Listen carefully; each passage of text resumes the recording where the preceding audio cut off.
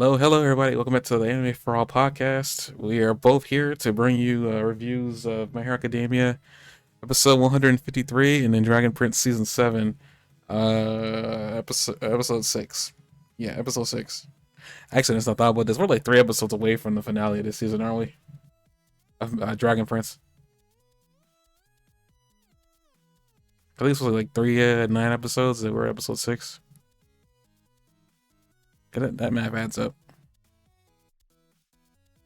For a second, I thought you meant we were 3 away with My Hero Academia, and I was like, that doesn't sound right. I think. See, we're at There's too episode much going on. 15. I mean, for the season, where I think I've been hearing that I think My Hero Academia, at least this season, is going to end in episode 21, and then we're going to have another season. I know we're going to have another season. I just don't know where they're going to like move balls.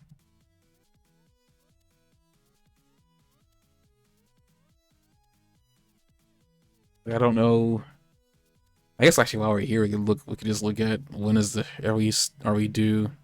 Yeah, the anime. I mean, the manga ended August 5th, so now we just got the anime to deal with.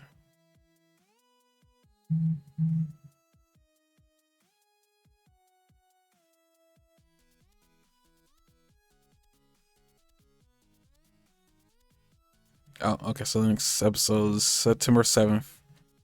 That is next week. Actually, no, that's this Saturday, isn't it?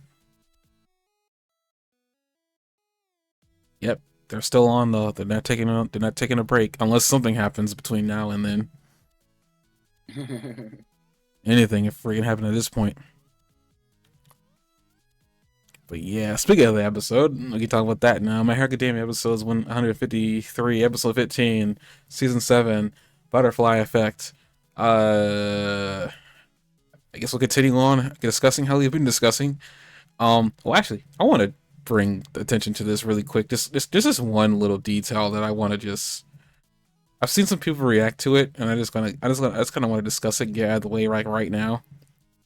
It's not a big thing. It's just something I want to bring attention to. What's that? I'm finding it. 1 minute. It's not even really. It's not even really all that important. Wait.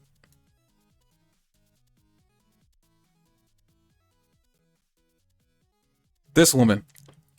This woman literally made every male that I was watching stop and well, almost every male stop and take a second look. I was one of them. Yeah. So some of them, granted, I don't have a girlfriend, so I don't have to explain myself. Some of them did, and I was like, Because she's not necessarily sexy, or what? yes, she's very hot. But what I actually want to bring to 1 minute. Yes, I'll be right back. All right.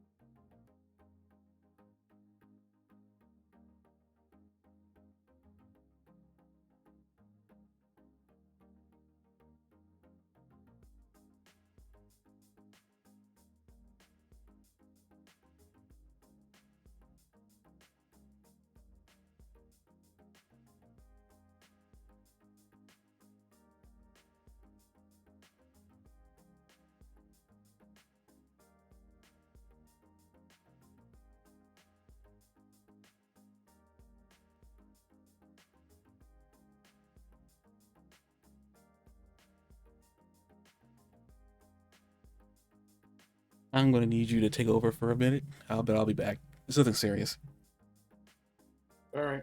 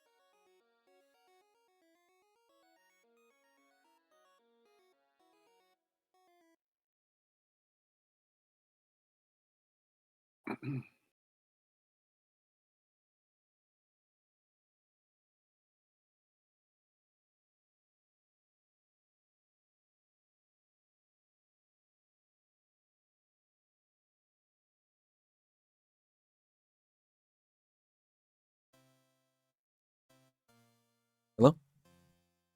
Hello. Were you just silent the entire time? Yeah.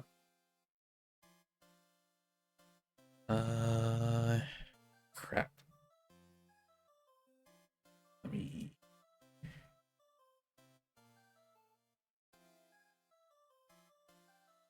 But no, like just my parents wanted to watch a college football game, and my account's the thing on Disney Plus on their TV right now. But they needed my help to get it. Now I'm like very confused about something. What's that? Apparently, the football game they were trying to get says that it's no longer in the video lineup, which is strange. 'Cause I just paid the difference to get it. Yeah, now it's acting like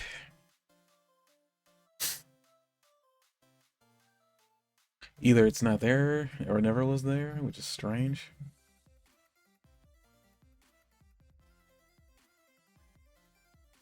ESPN. So I had a thought. It completely got derailed. Oh yeah, it was the Weather Woman. Uh, I think all I really wanted to say about that was like, well, at least the way she looked and everything, and that she was really freaking attractive. Especially if people haven't been paying attention to the Weather Channel, the way she's dressed is kind of how they're dressed. The females specifically. I think it's kind of funny that they decided to do that there. I think I had a lot more. I had a lot more Dressed the steam. way who's dressed?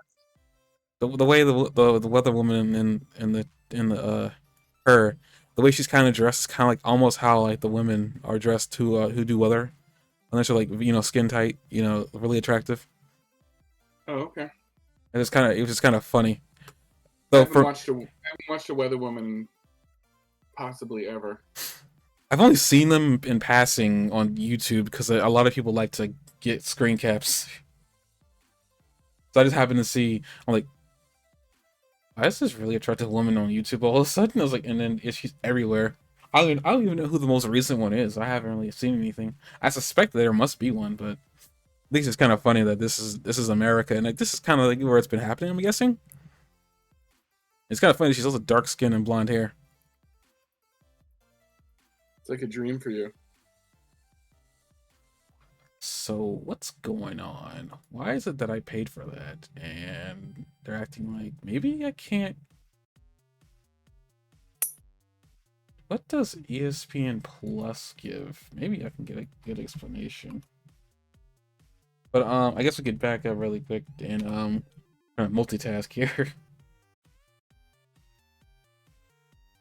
See here, college.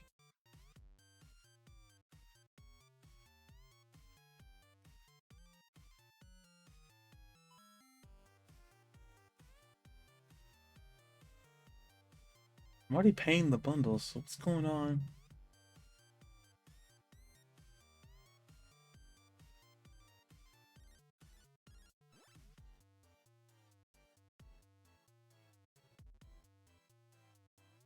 But I guess this the episode premise begins with Spinner, and Spinner also getting.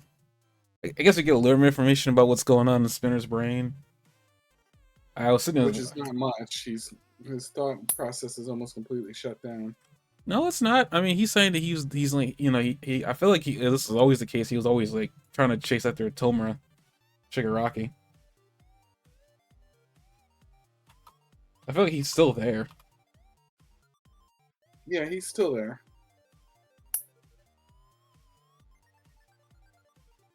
He's still on this whole you still believe that he's been ruined. I don't really see that.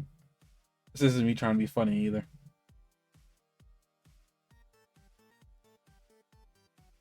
He gets through the episode still pretty innocent by the end of it.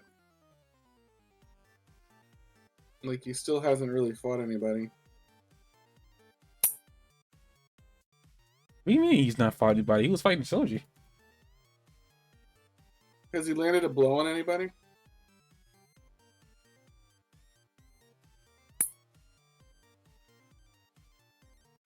Yeah, he did. He landed a blow on Shoji. He stabbed Shoji in the arm. I mean, well, not arm, hand. Oh, okay. Yeah, I remember that. I don't know. He's still pretty innocent though. He's done the least of all of the villains.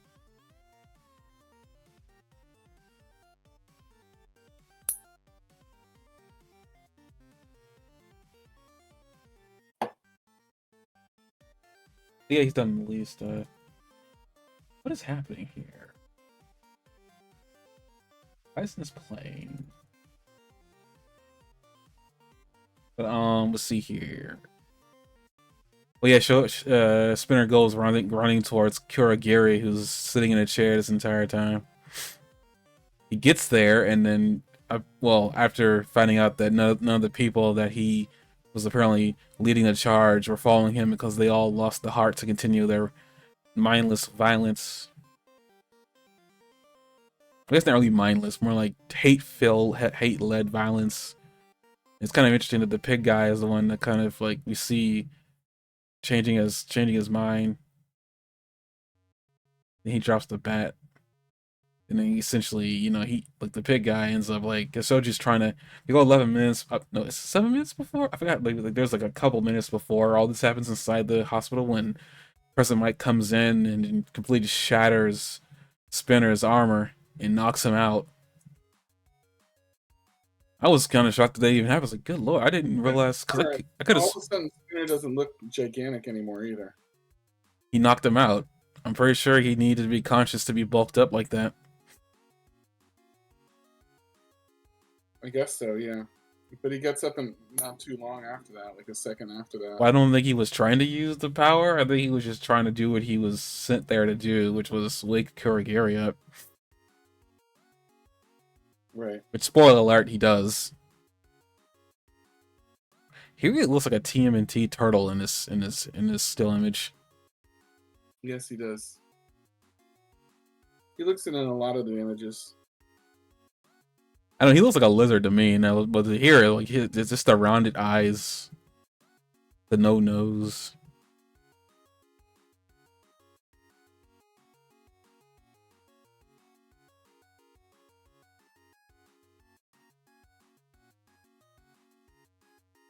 I guess he has a really good body, which is kind of strange with all the violence that he was a part of when he led.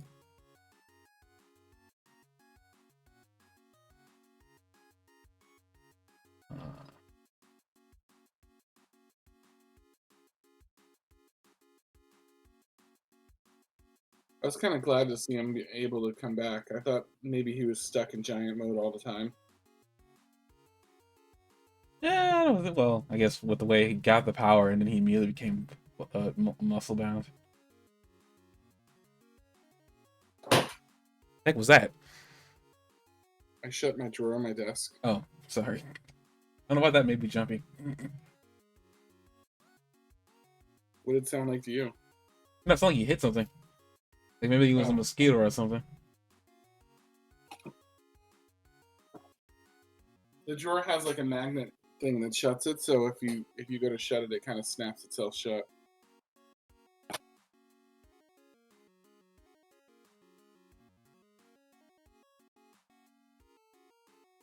But let's see here. Like the pig guy kind of ends up like, you know, I guess shutting all the violence down in the city, which is all on fire, by the way. I love it too because he comes out and he speaks like a normal like speaking voice, quieter than the one I'm using right now. Everybody hears him, and when he's done speaking, 15,000 people stop rioting.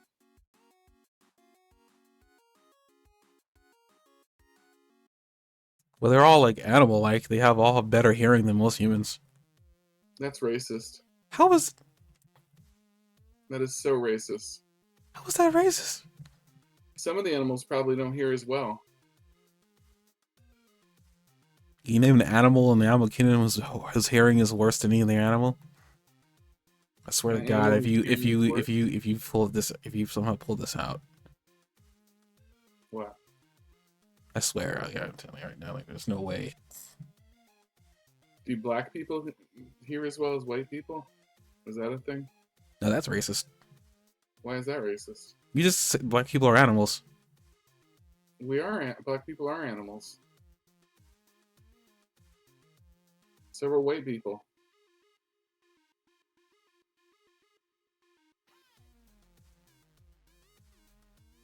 There's just some racist undertones in that. There's just some racist undertones, regardless of how you paint that.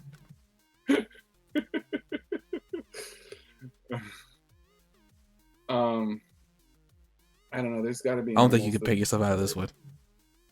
What? I don't think you could take yourself out of this one. You. There's got to be animals that can't hear as well as people. I just don't know what they are. Animals, like as far as I know, most animals are able to hear better than humans. Like their sight is better too.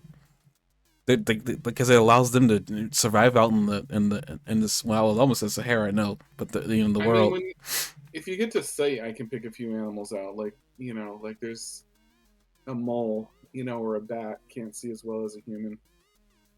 But there's got to be animals that can't hear as well. I just don't know what they are. I don't know. I feel like sound is a very fundamental way to survive. I feel like if you're lacking in that apartment, I don't know if you're alive or not.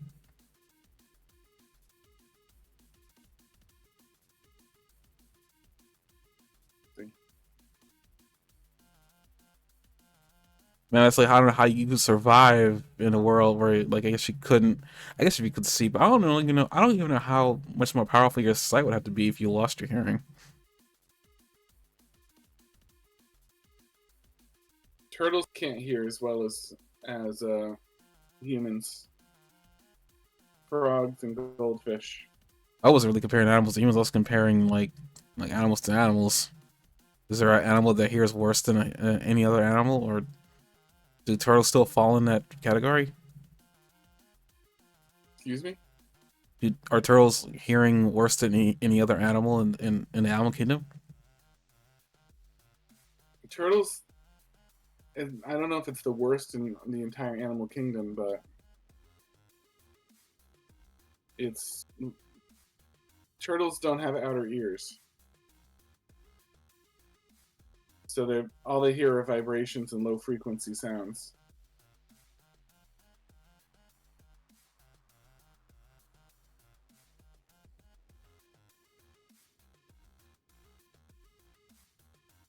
This is gonna sound bad, but I almost want science to put ears on the turtles.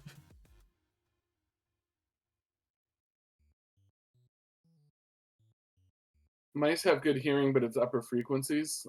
They have problem hearing lower frequency sounds that most animals can hear. What animal makes low frequency vibrations that they wouldn't be? I guess maybe a cat.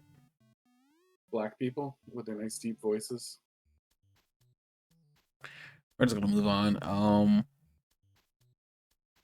There's territory I don't really want to walk into, just to be safe, or in case we get canceled.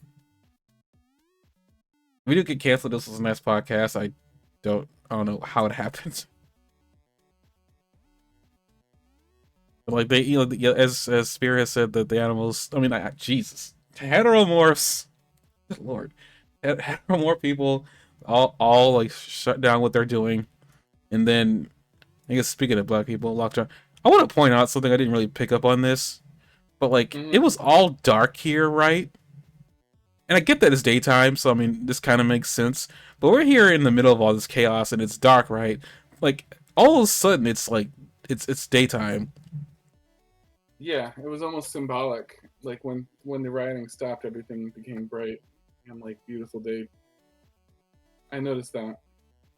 I didn't. It took a reactor just saying something about it and making a joke about it. I mean, realize it actually did happen. I guess it was just so normal that I just completely glossed over it. On the final note of black people, we see Lockjaw running in with the rest of the heroes. I guess to stop the rioting inside the hospital that apparently still there. I found that interesting. And I have a then question for you. President Mike. and Present Mike. and Eraserhead, and then that light blue guy, the guy with the light bluish hair. What is that light bluish hair guy? Like, I know he's there. Like, they were three of them were a trio, but I can't remember him. And I know that that was brought up in the past. Are you serious? Yeah. You can't be serious. What is Kurogiri's power? What? What is Kurogiri's power? Teleportation. I'm pretty certain that that's what their third person had. It was never stated any other way.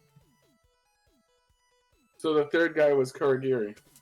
He is Kurogiri, yes. They said this before. I mean, I think in the it was an episode where they had Aizawa talking to him.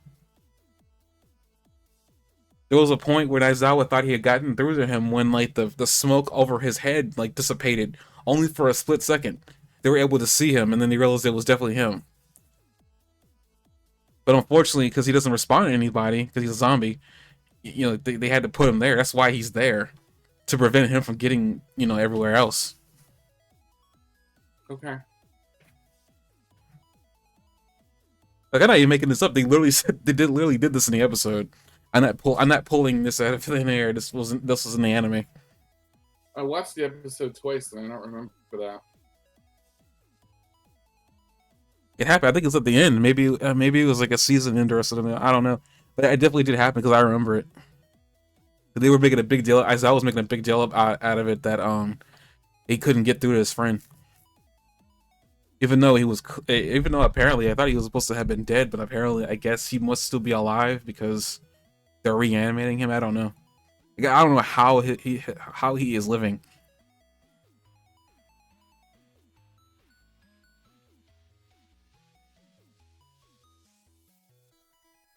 I don't know what season and episode that it was in, but I definitely do know when they caught Kurogiri, they were trying to talk to him, and somehow Aizawa got through, and the smoke dissipated. Okay.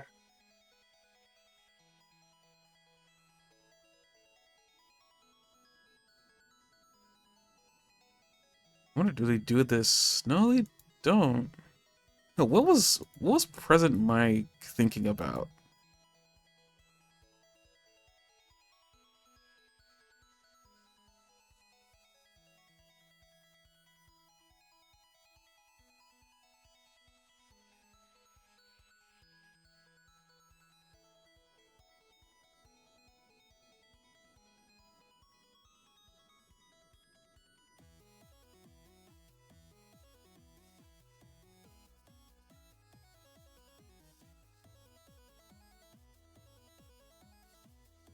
This is a flash. No, it wasn't a flashback. Okay, I thought Present Mike had a flashback. No, he did.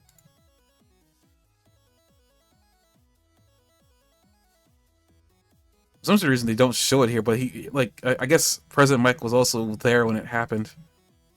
Like this twitching moment that in the scene that you're seeing where he was twitching when he was talking about he hadn't twitched ever since. That was a moment when they saw his face, and I remember them showing his face for some reason. I don't know why they don't show it here. It happened, unless they decided to retcon that moment. I don't know why they would retcon that specific animated scene, but I don't know. That's odd. You see Aizawa. Also, Aizawa was trying to turn off his quirk too. Maybe that's what actually happened. Maybe that's why the smoke went down.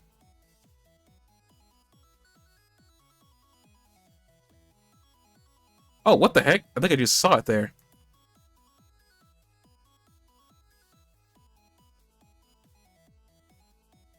Well, it's very faint. You can see a face. Yeah.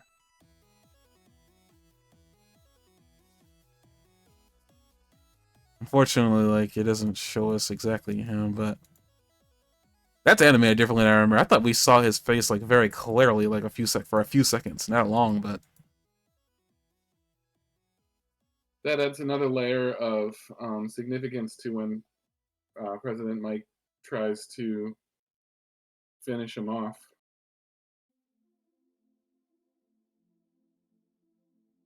his name is not President Mike. It's Present Mike. He's also president, isn't he? No, Oh no, he's not the president. he's a teacher. Yeah, he's just one of the teachers. President Mike. I forgot the mouse is the president. I don't know why you keep on saying that. I keep thinking of the United States, but no, he's the principal of the school. Wait, I want no. This is Japan. So who is the minister of it? Never, never. No, that's a whole I'm not gonna get into. I did find it weird that I guess he was gonna eliminate him.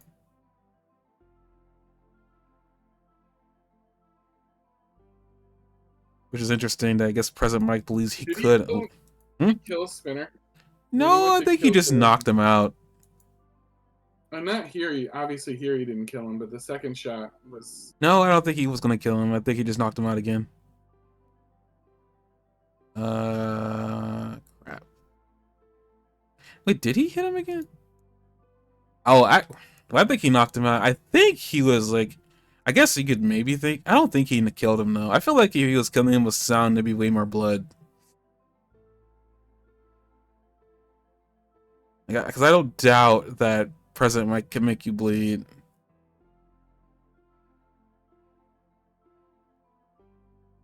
I guess speaking of President Mike, this is probably the most action I think I've seen him involved in for the most part, isn't it? Like he hasn't really been in any real fights or anything like that. He's usually a support fighter. Like he's usually not the one fighting like a lead character. I'm still shocked that I guess I shouldn't be shocked that he was able to break the scales because he broke Spinner's blades, which I think he's the only one that did that. Spinner had that sword the entire show and then it got broken. Though I guess it isn't all that impressive considering that the blade it was multiple blades strapped together. I think they're trying to say that he wasn't kidding around. Well, I mean, apparently, from at least I understand about his power, at least President Mike's power, he wears that neck thing because it apparently it's the way he controls how loud his voice can get. It's just like a support item, so I guess like he can't like. I think he said when he was born, he made his parents' ears bleed. It was like, if I remember that correctly. But yeah, he tries to like prevent. I guess he was trying. I guess he's gonna kill Kurogiri before he got a chance to be rewoken up. But unfortunately, Spinner and um his very strong desire to help Tomura out wakes Kurogiri, and Kurogiri like starts moving in action, which is insane. I was not anticipating Kurogiri to be in the game again. I wasn't either. I honestly thought Even when because he's too powerful. he's only really powerful because of movement. He's not really. That makes him very powerful as part of the team. We know exactly how powerful that makes him because they used his ability. I know. to I get. set this whole thing I up. just. I'm just saying that, like, I guess when it comes like brute force, I mean, he has space distortion, but that doesn't. Space distortion doesn't really do much other than transport. Though, let's say it doesn't seem like he has a limit to how far he can transport. It's a really, really like lacking of a downside, like transport ability, from what I can tell. I wonder if his head is in a different space because his head's always covered in that darkness. I mean, that wouldn't make much sense because, like, how would he still be alive? But I don't know how he's alive right now. Then we go back to America. I notice America's getting some, playback a lot now in this season in terms of like their involvement. I guess with Stars and Stripes, I guess we kind of have to be, but we're not being shown in the most like positive light. So far we had the president try to plan desertion to gain All for One's favor, and then I think the weather chick says something revolving around it too, but I don't remember. I guess speaking of something interesting too, um, it was inferred that Bakugo, back when Bakugo had his like awakening, his second awakening, that like the amount of heat he was dissipating was affecting the weather. That's what it made it seem like at first when they were showing that, you know, apparently it was gonna rain after Baka was having his like power up moment. Um, and then it seems like I guess Todoroki Shoto, I guess, was also affecting the weather, and also his brother Dabi because of how much heat they were just like letting off and the amount of cold that he was also letting off. Uh, but it also seems that they're inferring that the fight that Endeavor had was also affecting the weather. When they're talking, when the weather chick's talking about like how like this like all this like there's like a lot of things happening in the atmosphere right now, like where rain is happening where it probably wouldn't normally be happening right now. There's a lot of clouds according to this map here. There's only like 1, 2, 3, 4 places that got sunshine. Really? Because in Japan, after the riots went away, it was true blue skies. Maybe it's affecting America. I don't know. It's really interesting to be affecting that far away, but again, Japan is an island. I don't know. It seemed like apparently because like I mean they had that moment when it was gonna rain around the time that Bakugo was dying, uh, or got stabbed in the heart. When Midoriya was making his way to the floating, uh, what do they call it? The floating Islands, I guess. To no, not the tomb, but the floating coffin. When he was making his way to the floating coffin, it was blue skies over there too. I mean that was after Bakugo stopped moving. I don't know. I remember there was a scene when after it was going on with Bakugo was going on, and he was fighting, having that moment. They went over to his mother and his father, and they were talking about rain, and then his mother talking about how much he hates the rain. Obviously, it didn't rain over where he was, but I'm guessing they were affecting other parts of the country.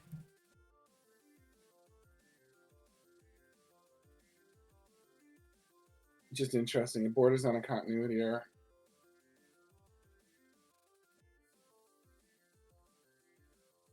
I mean, not really. I mean, if the moisture or whatever is heading in the complete opposite direction of where they are, and they're the ones causing it to move,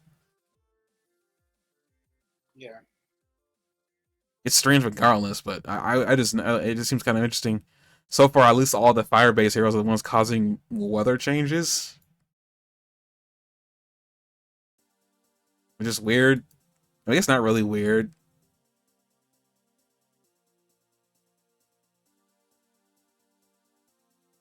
Oh, I didn't really read that all the way. Apparently, the weather chick said that the world's trying to curry favor all for one. So it's not just America. And apparently Japan was trying to do the exact same thing. She was speaking out. I misunderstood what she was doing. I thought she was protesting all for one.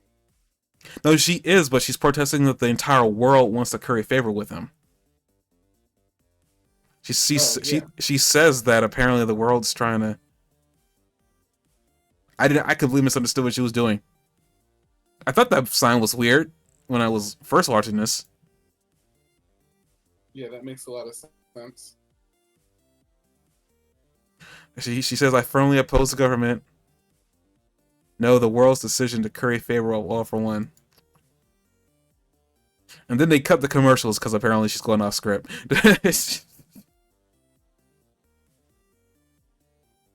Wait, that wasn't in her script? No, why would they? She's supposed to be talking about the weather. I'm giving you a hard time. Yeah, I'm well aware. I still gotta hurry this up because I had that little moment that earlier I wasn't anticipating. Let's see here. After that moment, we come back to Dabi and Shoto, and Dabi's going Super Saiyan. Mm-hmm. I'm sorry. This is nothing but Super Saiyan at this point.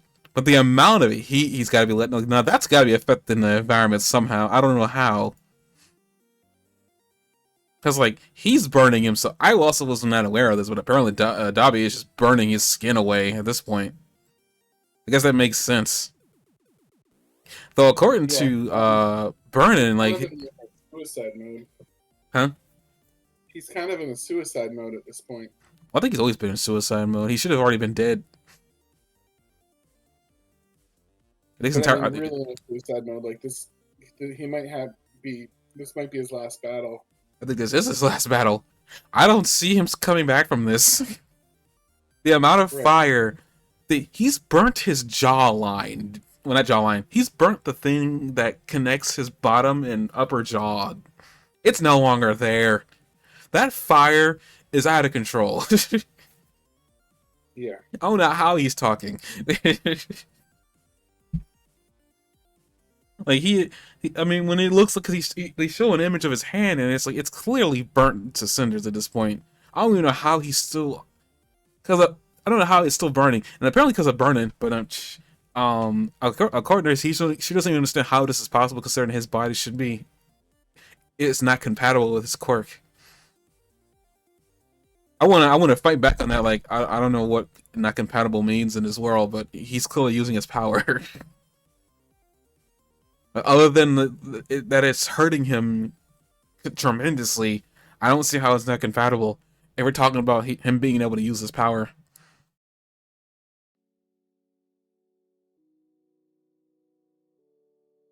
Man, I cannot see. It's blue fire and everything. I'm surprised this doesn't turn into white hot heat or whatever. Or whatever is hotter than oh, why is he still able to keep his shape? Oh, he's talking about like he was just standing there and human like still. Okay. Weird.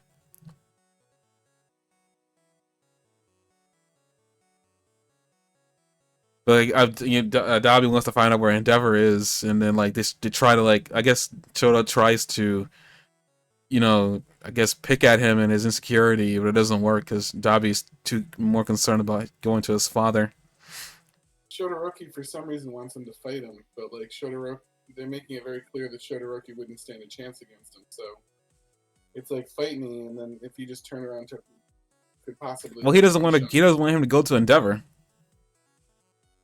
Yeah, I know, but I mean, he's sacrificing himself at that point because Dobby would just turn around and like one shot him, and then go off to get Endeavor anyway. I don't know. I feel like Phosphor is enough. I think Phosphor might be enough. It's just like, unfortunately, he can't use Phosphor right now. He needs to recharge. Mm-hmm. I think Phosphor might be enough because, like, according to Dobby, like right before he landed it with him, he copied his ability. So we don't even know how powerful Phosphor would have been if it actually hit him. Yeah.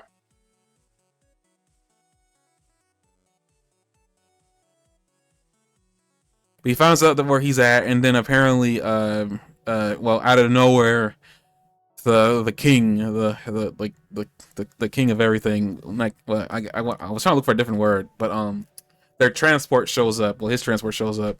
It says your travel expenses have been covered. I'm like, really, Kurogiri, you come back, and that's what you come back with. And you like ask Dobby what he wants to do or where he wants to go, and we all know where he wants to go. Then we come to the coffin in the sky. I do not remember this. And it's raining there. I do not remember. I do not remember it raining there. Hmm? It wasn't raining there before, though. That's new. Well, I mean, weather doesn't stand still. It was just rain from someplace else.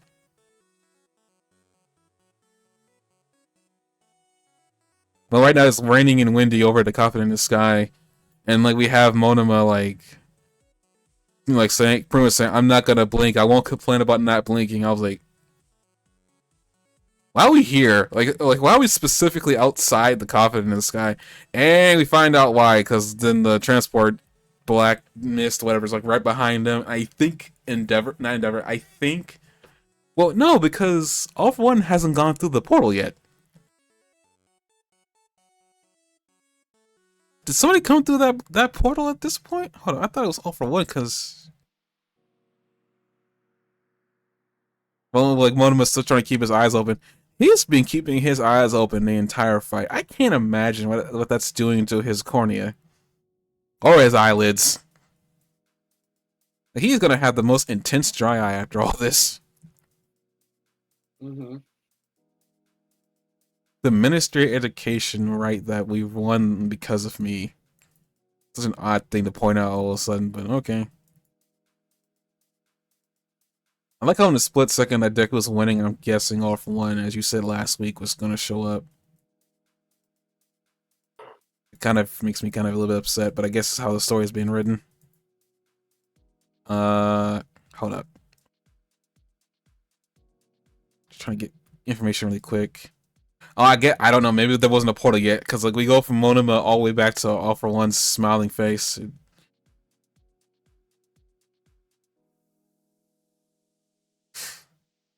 then he goes on his like little. All for One likes to talk a lot. I noticed like he goes on a lot of monologues. Yes, he does, and they're very effective ones. Experience in one's youth determine a person's whole life. Specifically talking about Spinner.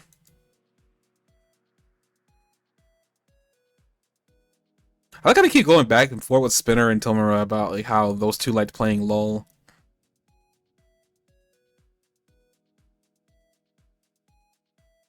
I wonder, I hate to even say this out loud, but I wonder if, like, Aizawa's gonna die at the end of all this. The man's lost a limb. He's lost an eye. He has been consistently the most the most painful thorn in All for One's side ever since the show started.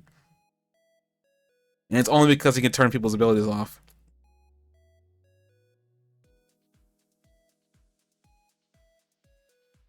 All for One's got a toga on now, apparently. Mm-hmm. Oh yeah, he's monologuing about how he had all, I guess how his plan is coming to fruition, and that Spinner was like all he needed. I guess like in a sense like a butterfly effect. You know, Spinner did this, and he set a bunch of a lot of events off at once. Pretty much allowing Kurogiri to come out and send everybody where they want to go. Speaking of sending people where they want to go, we go back to the battlefield, and the portal opens, and none other than Twice comes through the portal. But it's not Twice, because Twice is dead. This is freaking Toga.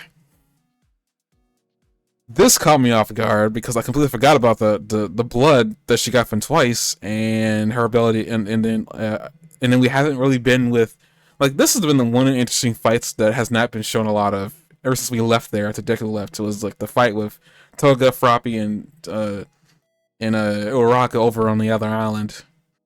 Apparently, find out here that she apparently got free, like it was all like the plan was meant to happen. Mm-hmm. And he even mentions, like, I guess the seed that was set in Toga about like sad man's death created animosity in a girl's heart. I was like, really, dude? And it's like Toga is another like problem in and of itself. See something at this point. And then we go back to Okoto Island. Speaking of Toga, what? I said I gotta ask you at this point. What possible chance do the heroes have to win this anymore? I mean, I would have tried to argue without Toga coming through that portal with sad infinite double sad man's parade. I don't. So there's gotta be something. I mean, the show is called My Hero Academia, not my Villain Academia.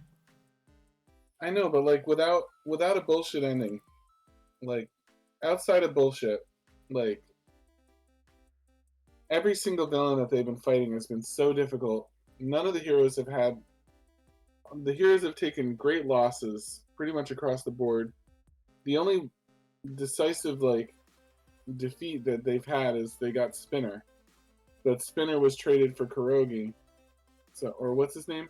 Kurogiri. Kurogiri. Spinner kind of traded himself for Kurogiri. So they lost big time there anyway because Kurogiri is much more valuable than Spinner. And that's it. Like every single villain is super dangerous. They can go anywhere they want now. Like they can teleport around. I guess they beat All for One, but All for One is going to have his victory over them before this is all done anyway because he's in his prime mode right now. So he's gonna die though. He's gonna die, but like he's certainly acting like he has plenty of time before that happens. This is anime. Anime time and means nothing. You watch Dragon Ball Z, you know this. Yeah, but I mean, he's just like smiling and talking Yeah, and this is acting anime time. It doesn't fine. really Like, matter. This time will run out immediately at an unexpected point. And we're like, oh, that's right. He was on a time limit. I'm calling yeah, that now. Everybody's gonna forget he had a time limit. And then the moment this time limit is up, he'll just die immediately. That's how it will happen. that's the only thing because Toga has a 45 minute or something or 40-minute time limit on her ability. But 30 to 40 minutes, so she can keep the infinite double 30 to going. 40 minutes. So she can have she has infinite guys until 30 to 40 minutes is up. And let's say that All for One has that kind of roughly that time limit too. So I mean, they can endure it, you know what I mean, and see things kind of crumbling apart.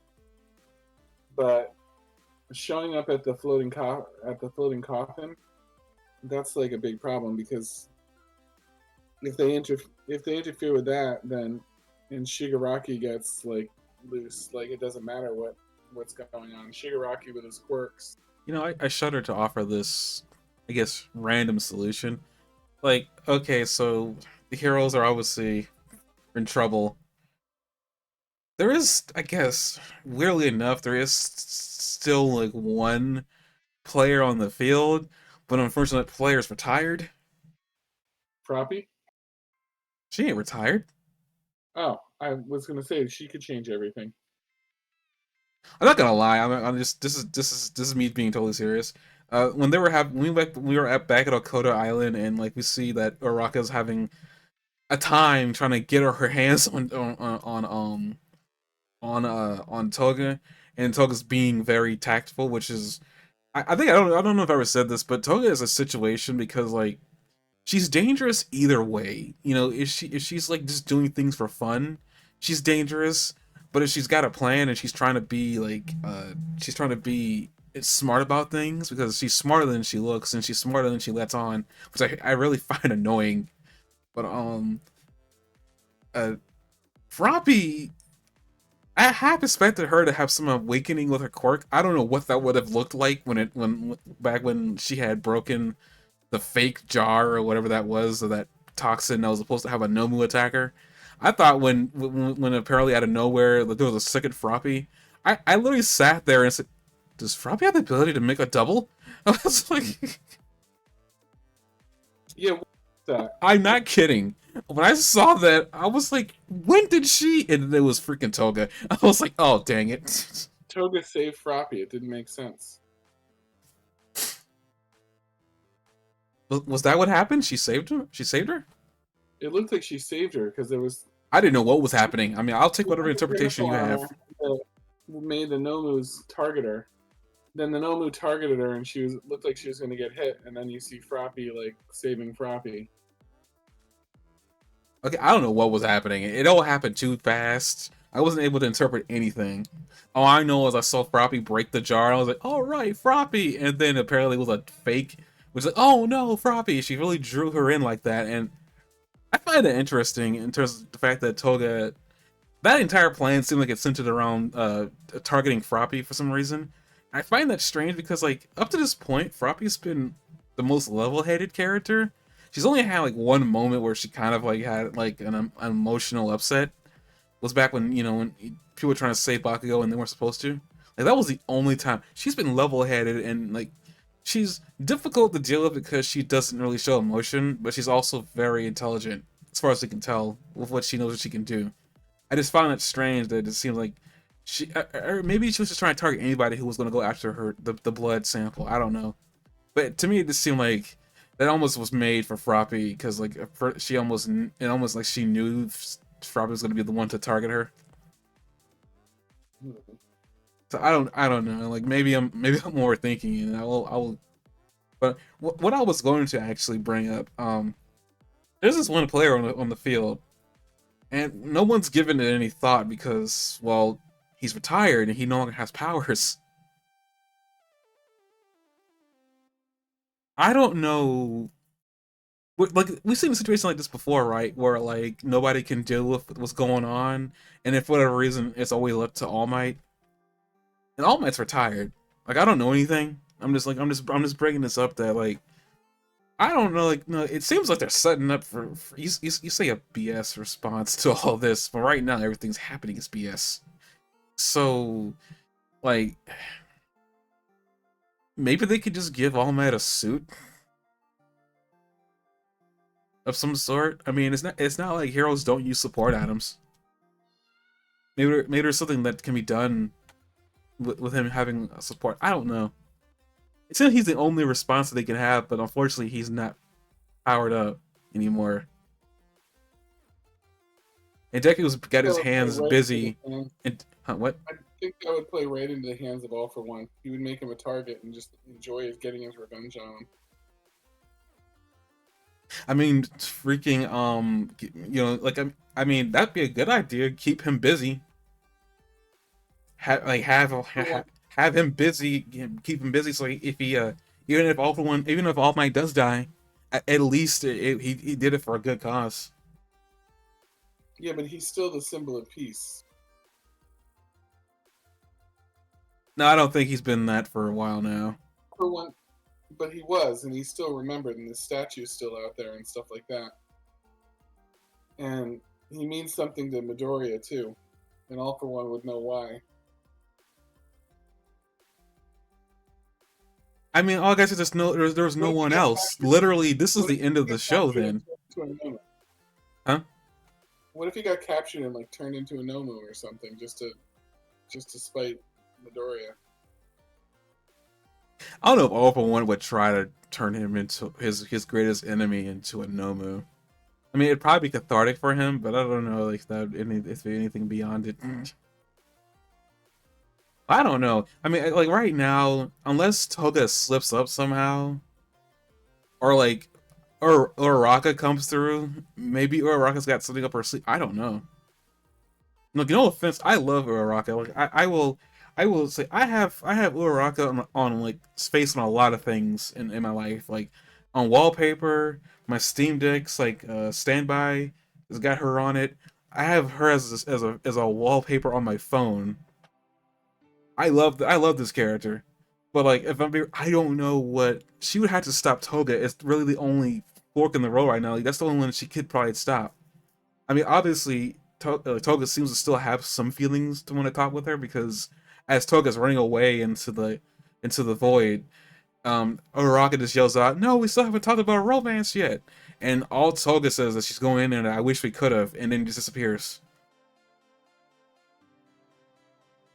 So maybe Uraraka is going to do something in the next episode. I mean, granted, she comes through the portal too in the preview. So like I guess Uraraka could do something. I don't know. I guess she has to do something because Toga is her responsibility. But still, I don't know. But what do you think? Were you saying? You think that like you think All Might in a mech suit or something is going to be the game But changer? a support item like a suit that would allow him to use super strength maybe for a limited time. I don't know. Give him some ability that he can maybe be of some use because All Might still has the experience of being a hero within his blood. Giving him an ability of any kind would be way more useful than keeping him on the sidelines. All Might may be retired, but he still has the I experience. don't disagree, but it'd just be one more good hero on like in the ranks.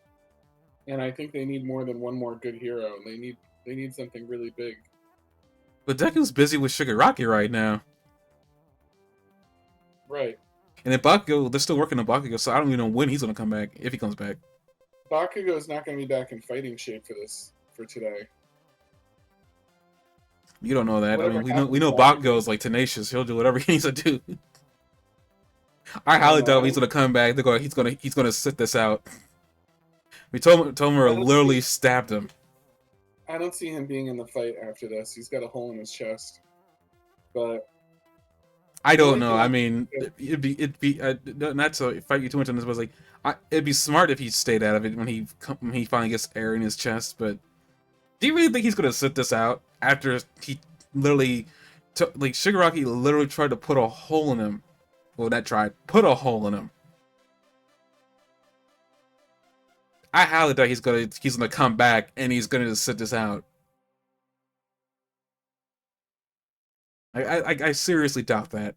I highly doubt that. Bakugo's too He much of might a not even hothead, be conscious. huh? He might not even be conscious after this. I highly doubt that they would try to do all this and they wouldn't have him actually moving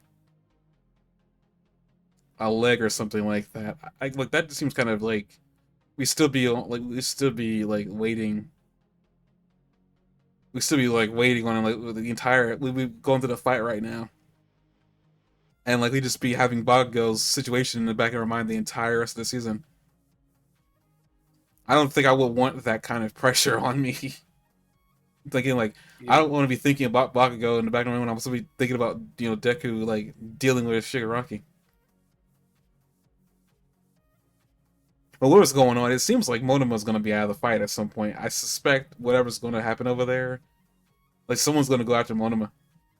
The Shigaraki does bring up the fact that it's not fair because he doesn't have to be able to use all his powers because Monoma's out there. Monoma and Eraserhead are both out there stopping him from doing it. I'm not going to talk So about. the only thing that I thought of that might be a game changer if needed is that we still don't know what one of his powers is. No, we know all his powers. No, there's one power that like he hasn't used. What power? Who are you talking about? Midoriya.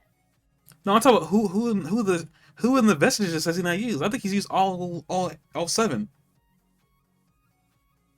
He when he was teleporting, when he was coming back and he was flying over the water, he has a conversation with one of them, and they say Yeah, that was like, the gear shift dude. all right, dude, I can't get a sentence out. You've Sorry, interrupted. sorry, You've cut sorry, me off 5 times in a row. sorry. I shouldn't have. I muted myself. You continue. It's all right. No. Don't mute yourself or do anything weird like that. I'm just saying. No, I know he talks with Gear Shift, but I think he talks with one of the other ones too. And they advise him that like the power, like we still don't know what it's gonna do. Like it's everything is amped up. Yada yada yada. So there's still that one power. Am I wrong? I swear that was gear shift.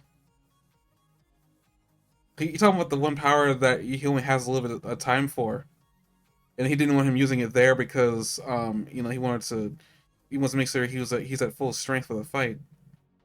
I could have sworn that was gear shift. It Because might have been Deku Gear gets to the Shift. fight. Deku gets to the fight, and we see number two there over his head, and he says, "Go use it now," and then Deku just activates it.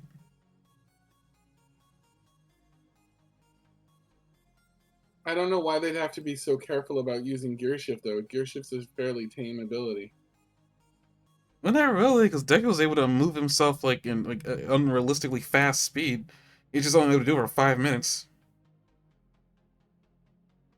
I thought one power that there was. I thought there was one power out of the group still that was so powerful that he hasn't even tried using it yet. But it was like a desperation move.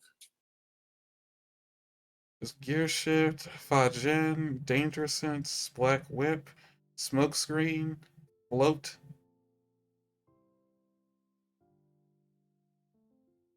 One, two, three, four, five, six.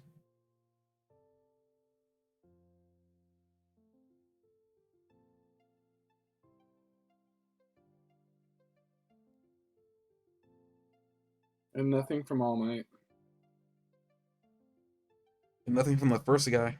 The power where it originated from. The first guy. Yeah.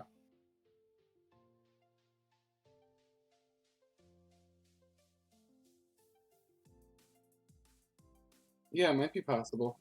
I'm gonna look That up Gear Shift really quick.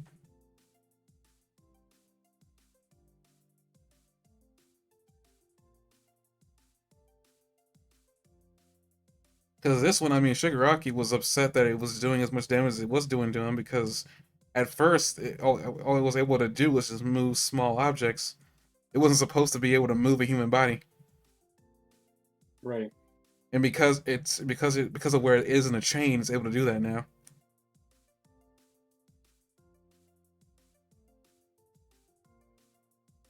Well, anyway, that's my hope dashed. I thought he still had like one like surprise like quirk that was going to come out that was going to be a big deal. I mean, why are you certain that there's another quirk that's still in there? I'm not. I thought there was, but now that we've talked about it, I don't think there is.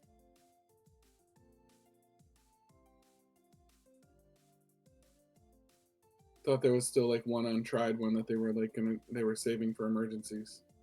I mean, that was gear shift. Can you talk about the dude that when Deku was flying towards coffin area, the one dude who was saying because Deku was going to use it, and they told him not to because he didn't. He wanted to make sure that he could use it during the fight. That was like number two. It may not look like him at that time because I don't know what's going on with the way they look when they're in ghost form.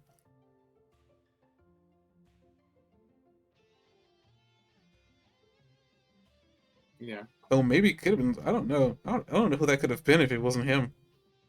That'd be really weird So to they have a guy in there they don't know anything about. so they're completely stuck. They don't like I don't know how they're going to get themselves out of the situation. The heroes.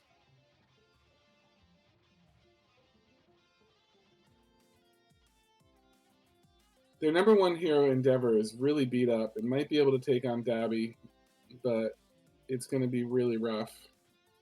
The number two hero is Hawks, who's just about used up and is being targeted by twice, like like fake twices. The number three hero is Best Genus, who's like barely standing right now. They say it like at one point that he's barely conscious, and he's basically covering Bakugo's body and trying to protect Bakugo's body from Shigaraki, who could become very dangerous. And Best Genus is going to be in the center of a major set of fighting soon. So the top three heroes are all in pretty bad shape. Bakugo's down. Midoriya is fresh, but like he's fighting Shigaraki, and if Shigaraki gains his quirks back, I don't know how Midoriya is going to keep up with it because he's practically godlike power, like even without his quirks right now. Like he's a match for Midoriya, like without any of his quirks. Like if he got his quirks, he apparently would outmatch Midoriya. At the very least, because he could just all he'd have to do is just touch him, and then that would be enough to completely disintegrate his body.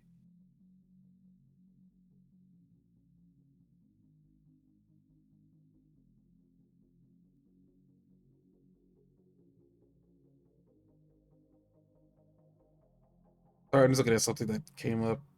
It's It's gonna okay. affect where I'm living.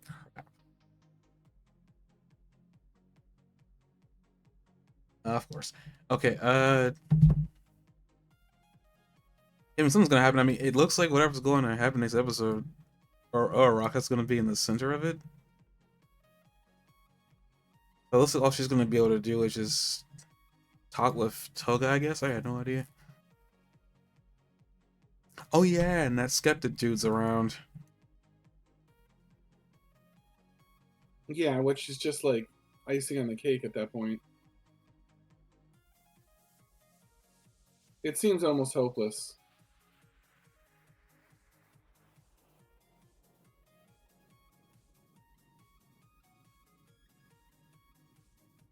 Huh, I wonder why that dude's talking to Midoriya right now.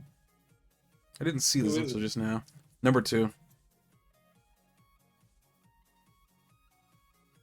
What can number two do? transmission, the gear shift thing. Oh, okay. He's just there at the ending. And there, he's just talking to Midoriya. Looks like Midoriya's like, I think breathing hard or something like that. Hold up.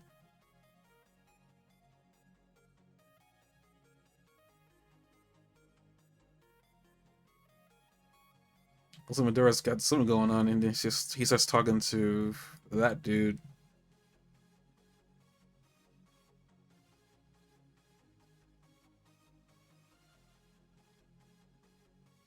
This man Midori's got something up his sleeve. Who knows? We don't really know everything that he's got.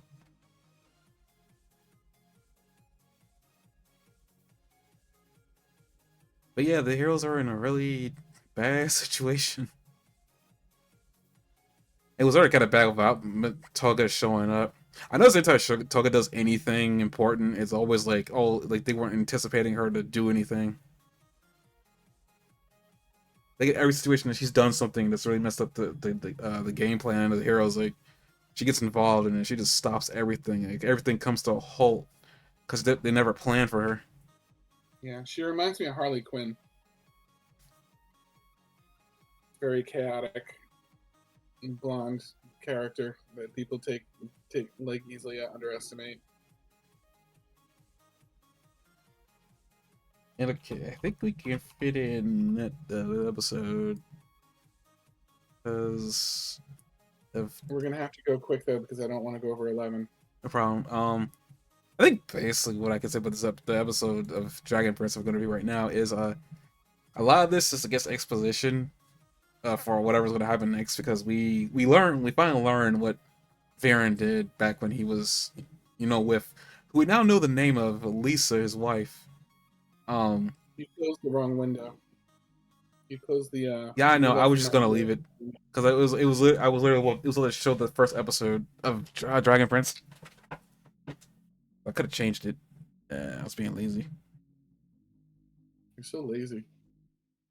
Listen here, you. I have nothing important to say.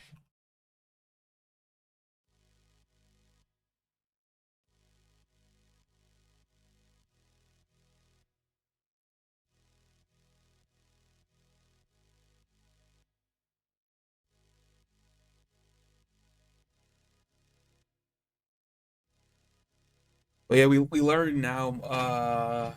We at least learned the name of the woman that Varen was married to, the mother of Claudia and Soren. We actually learned a bit more about what happened and like why she walked out on them, which at first it made it seem like freaking the mother was kind of messed up. I was like, well, she has a reason. Well, we now know the reason, and it's just.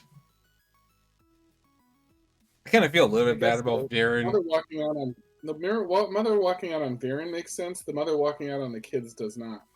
She didn't have to leave. She could have brought the kids with her. Maybe she didn't want to. Maybe she couldn't like. Because I mean, she's leaving a home to go someplace else. She doesn't have any of that yet, so she'd be taking the kids into potentially dangerous territory. She's leaving them.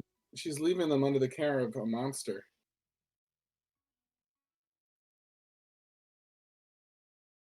I mean, they had You're a clothes. They were monster. I'm taking gonna care. leave you, but I'm gonna leave the kids with you.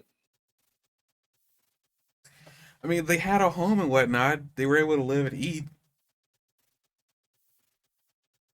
Yeah, tell that to Claudia. She turned out great. Because she was trying to help her father out, who was trying to help her brother out. Tell that to Claudia's leg.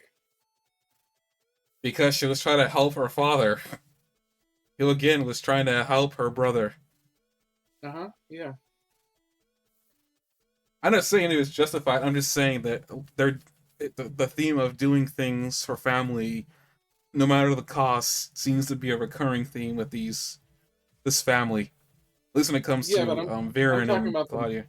I'm talking about the mother leaving them behind. Like, I'm pretty crappy to leave her kids behind if she I think really it'd thought be it was worse wrong. to take them out into the world of Zadia and they don't have a place to sleep in one every night. I don't know what kind of childhood that would be. Tell that to Claudia's corrupt and shattered soul. You don't think she would have probably had problems living out there alone? Well, not alone, but with her mother in the middle of the woods, with I think with none of like the basic human things that humans need to survive. I think there'd be like probably a 0% chance of her finding a familiar, ripping its wings off, and creating like a sextant with its like blood, and casting unholy rituals to bring back the dead.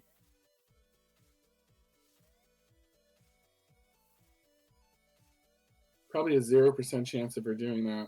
I don't know about that. Like, you're talking about like in the wild. We don't even know where Lisa is right now. Anyway, if she even had a house. Me probably. I mean, as much as messed up as it is, and I say I do agree that maybe she should have taken her children with them.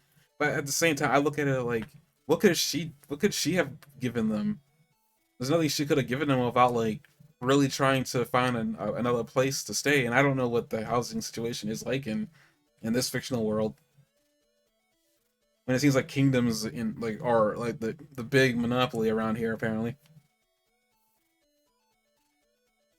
I don't know because like, I think isn't there like a valley of death in between Zadia? I mean, in between this kingdom of Zadia and then another kingdom. I don't I know. feel like there's a valley of death in between them. Could be wrong. Maybe the valley of death I always someplace kind of else. interpreted it as Zadia is the human realm, and then like every other realm is like one of the elf realms. Again, I don't know like where she would have taken her because I know because the first thing I would say if she really does care about them and she was taking them with her. She'd be really concerned trying to find a place for them to sleep and whatnot every night. And I don't even know if like she would have been capable of giving them that other than maybe a leaf to put their head down on and stuff like that. I feel like that damages kids more than you would think.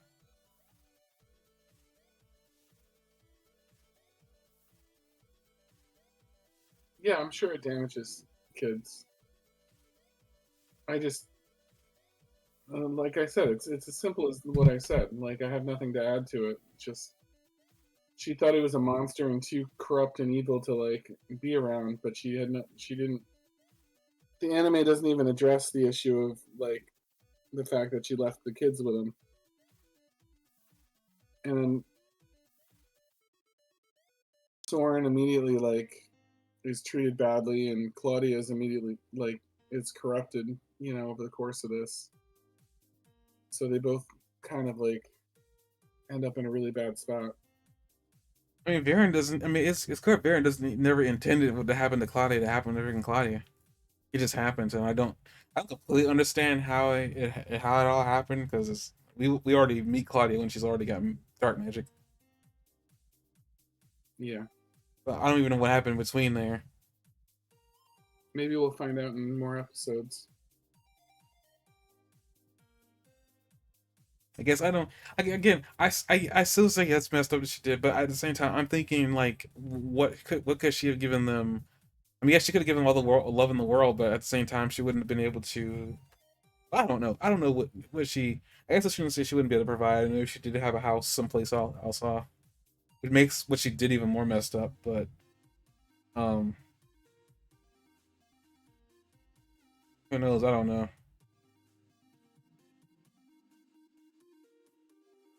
I wonder if Varen even knows where she went off to. He hasn't addressed. He hasn't even addressed the fact that if he knows where she went, when she went, where she went.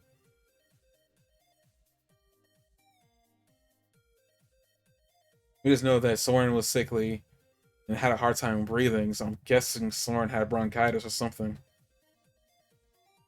He definitely had something going on with his lungs.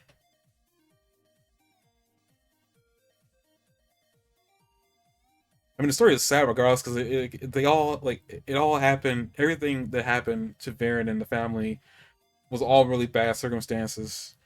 Like his son fell ill after they had Claudia for some reason. I don't even. I actually got curious. Like, how's Soren been this well this long? How's he been this well this long? Yeah, yeah. I mean, like, I feel like magic would He have a was time cured by limit. the dark magic. Are you sure he's been cured? Yeah, that's what they said. I don't know. Just usually magic, though, I don't think it's supposed to last this long, right? Like, you would need to like do something to keep it going, wouldn't you? Why? I don't know. It just seems like dark magic would have like that kind of consequence. Because wasn't the consequence that Varen was What dark gonna? magic does? Dark magic's consequences on the caster. It's not on. It's not on the target. Yeah, but wasn't Varen supposed to be alive for only a certain amount of time? Or did Claudia already complete the spell? Claudia already completed the spell. Okay.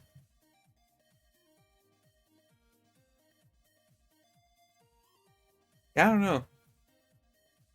It just seems like it was kind of weird because like Varen's master was very staunch about like no, like you're not gonna use this dark magic, and neither am I, even if it's to save your son.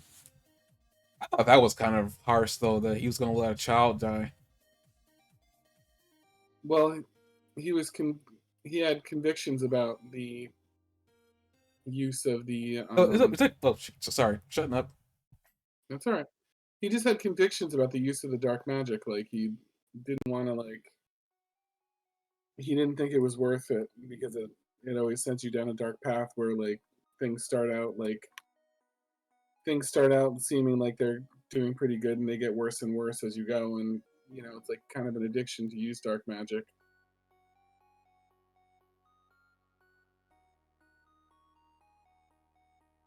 I just don't want to. I have a habit of cutting you off, like you said earlier, and I'm trying to. Well, really, I'm trying to work on that. I don't know why it's consistently happening. It's all right. Rick, I had thought. Oh no, I wasn't arguing that dark magic wasn't bad. I'm just saying I feel like kind of harsh that his master wasn't trying to find another way. Like he just sat there and said, "Your child's gonna die," basically. I feel like there must have been another way to help his son out. Like I don't know why his old master, didn't try those other ways. There had to have been, right? Well, the only magic that humans could use at that point was black.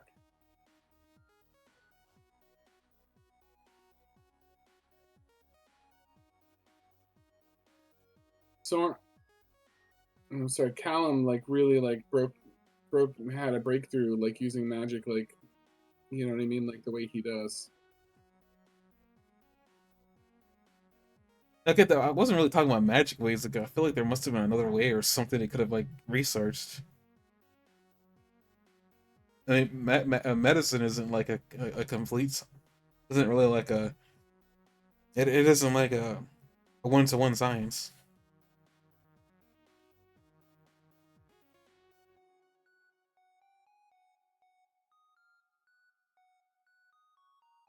Magic isn't a one-to-one science, you said? I said medicine.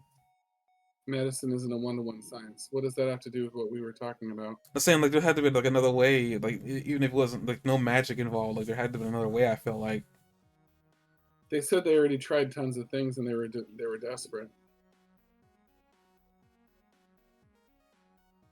I don't. I just want that. I mean, I get all that, and I guess like maybe I just like, his old master just seemed like it just seemed kind of messed up that he was gonna let the kid die. Maybe that's what I'm like. I'm having like a hard time dealing with. Like that guy, I get his reasoning. It's understandable. It just seems kind of messed up that he was gonna let a kid die.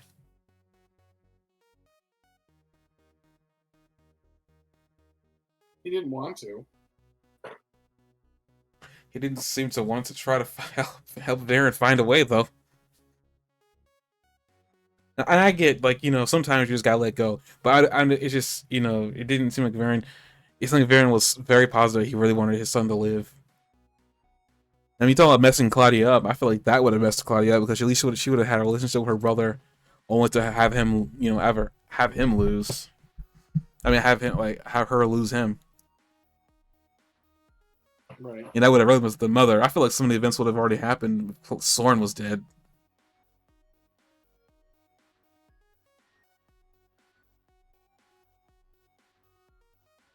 But another thing too, I kind of find interesting that he said that when he used the magic on Soren, right? He said that when Soren came back and he was just stronger than ever.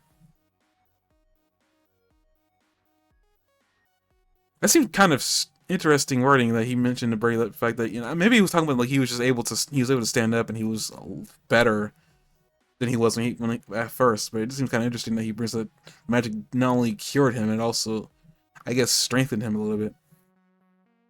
Turned him into a strapping young boy.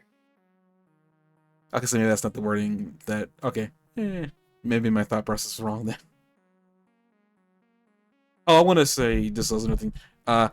YouTube is starting to feed me. I managed to avoid it, but YouTube's starting to feed me Dragon Prince stuff. I'm like, what's going on here? Why is YouTube suddenly doing this to me?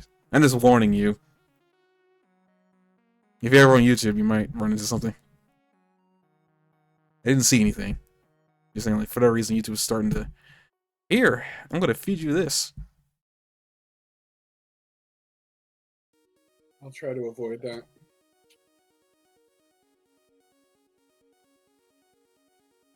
I guess other than that, in this episode, there's also the side story with Callum and Rayla and what's going on over at the tower.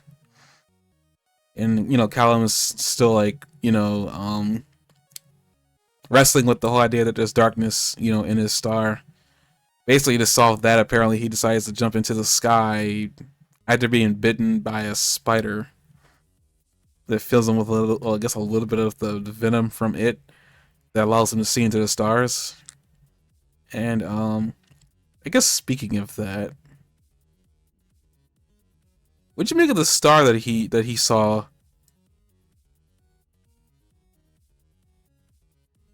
There was like a person there. Huh? The star that turned into Rayla? Oh, that was Rayla? Yeah.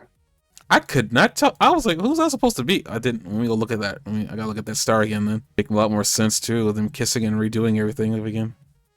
Yeah, because he realized that his truth was Rayla. That could be anybody, but yeah, I could see that being Rayla. Come on, give me a break.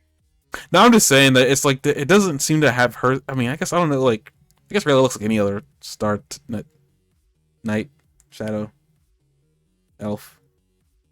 I completely forgot the race of elf she is because we never say it enough. Dang it, shadow touched. I forgot. But yeah, I can see that being Rayla.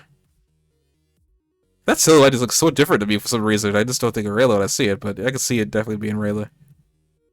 It's not like a fantastic likeness of her, but it's definitely Rayla. I mean, it makes that final scene that make a lot more sense now. Not that it didn't make any sense without this knowledge, but it makes more sense now that he was thinking about that.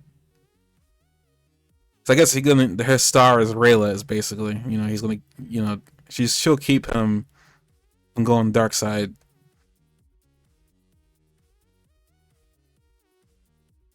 Which I guess is really sweet. Mm-hmm.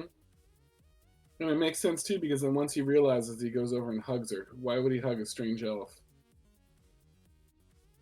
There's no elf that. I'm sorry, just the sentence.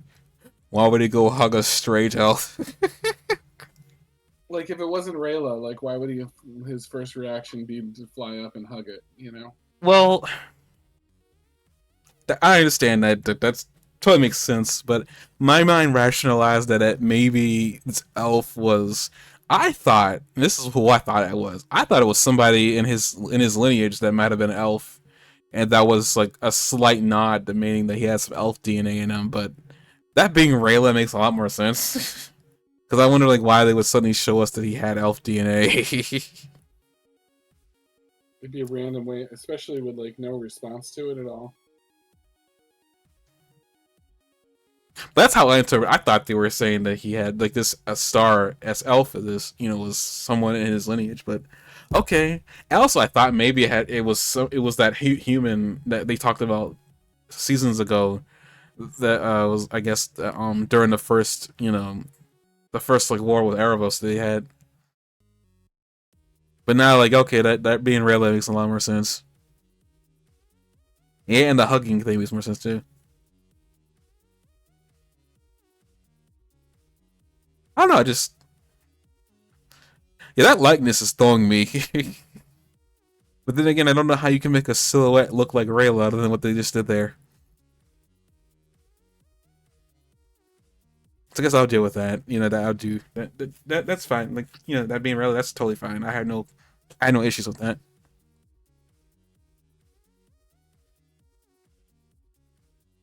And then I guess the final bit that we can talk about here is the ending in which well we'll talk with one and then we'll talk about the other because they kind of like intertwine with each other. Essentially, I guess like even if you know it all, sometimes giving that knowledge to somebody may not be the best.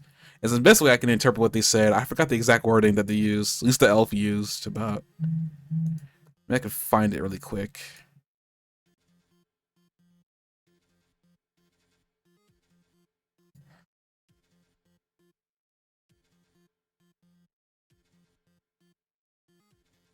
The truth is everything. But before you give it to another, ask yourself,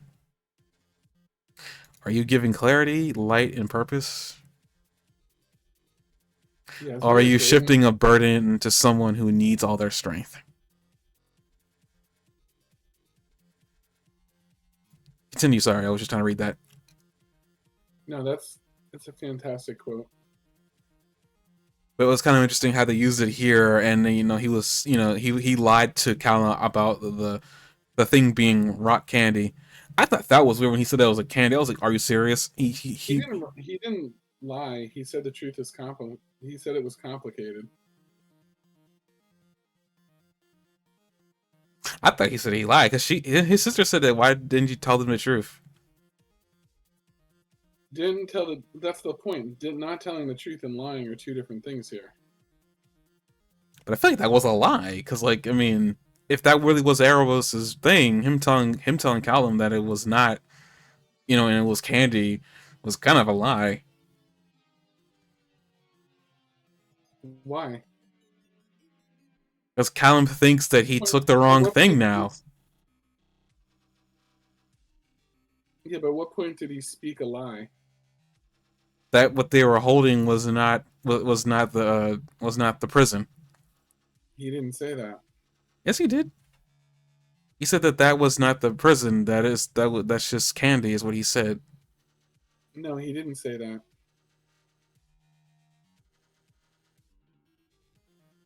You back up really quick. I know that's what he said because that's what I read, but you have They misread it. animate him saying that, and I know which part you're talking about, but it's not something that actually happened.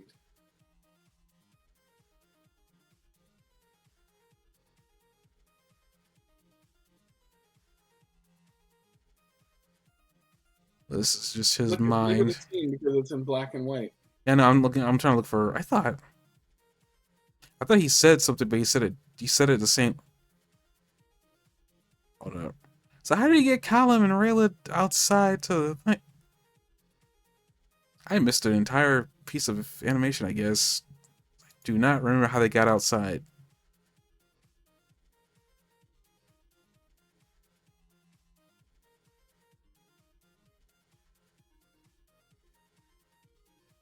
So wait, what did he tell Callum? Why did he suddenly swap to what's inside Callum's heart? That's such a really weird transition. That's actually kind of bothering me. It's a weird transition for sure. Doesn't make any sense. What Callum brought an orb to him, and then they're gonna suddenly swap over to him talking about what's in his heart? What? What did he tell him? If he didn't tell him the truth, He told him it was complicated. that's what he said to his sister. It was complicated. He didn't say that to Callum, did he? Yeah, he did. I feel like that could be still considered a lie because it's like it's not the truth. It is the truth that it's complicated. It's not complicated that that's the prison that Eros is in. I don't know. Maybe I'm making that more simple than it should be. I don't know. It's just The situation is complicated. yeah, but all Callum was just presenting them was an orb, saying that they were here trying to kill it. I mean, trying to destroy it. Mm-hmm. Like that's all he gave him was like an orb. He didn't. He wasn't trying to like. I don't know. I don't know. Maybe like the events and the way they happened. Now that's jarring me more than everything else that happened. It's like, why did we go from an orb to that? Like nothing made any sense chronologically speaking. All right. But yeah, back to the poignant phrase of like not giving the truth to people because it might cause them issues was kind of cool because we have Viren who wrote an entire letter out to Soren and they called Soren down only for Viren to think that maybe it's best that he didn't know. But I don't know. I don't really know 100%. Because I can see it both ways. It'd probably give Soren some closure. He still probably wouldn't forgive his old man. But the other half of this is maybe that Soren could think that he's the reason why everybody is why everybody is the way they are right now. So it could cause I hope Soren. he finds out. I hope he finds out he brought candy by the end of the episode. I mean, before they leave, at least. It doesn't make any sense either that that's candy. I really found that strange. Oh, whatever. I mean, I guess that they definitely did bring the orb. It's okay. I don't know. You could probably hear that I'm dejected. Yeah. I don't know anymore. I feel like the transition from the thing to his heart is just like, okay, I get they're trying to solve the heart thing, but at the same time, we didn't need the orb for this to work. Callum did not need to bring the orb with him there. He did not. It doesn't make any sense for him to bring it. Uh uh but yeah, but we don't know what's going on with the Varen and Lisa story. So I'd love to know where she is. You know, it'd be really funny. I guess I'd say I would find it funny. What if Lisa never really left? And this is just headcanon, this doesn't mean anything, but it's like, you know that woman who I kept on mistaking saying that she was married to Varen? What if that was actually her and they just didn't recognize her? I don't know. Like, what if she had been there the entire time? Though, I mean, none of that really fixes what happened, but it's like, what if she was there the entire time?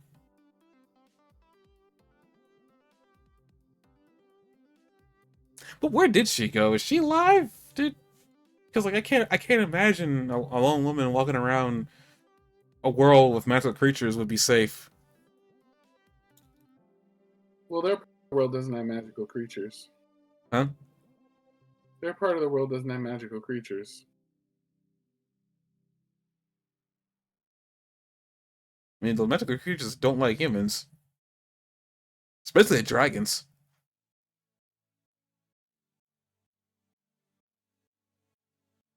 They only come I around mean, to humans like Zadia doesn't recently. really have. Yeah, Zadia doesn't really have magical creatures.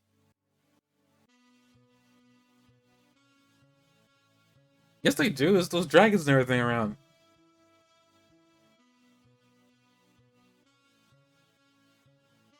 When I say magical creatures, I mean like the elves and stuff like that. You know, there's creatures that don't normally exist in real life. I mean, I'm using that as a broad term.